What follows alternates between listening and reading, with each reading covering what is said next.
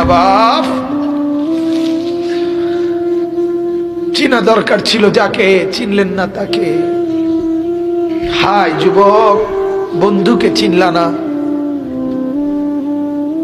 দুশ্মনকেই বন্ধু বানাইলা,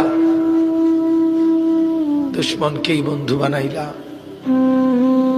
আপন বন্ধু যিনি তাকে চিনলা না, দুশ্মনকেই গ্রহণ করলা। চেহারায়, সুরতে, চলনে বলনে, আচারে উচ্চারণে বেঈমান যেভাবে সাজায় দেয়, তুমি তাকেই গ্রহণ করলা।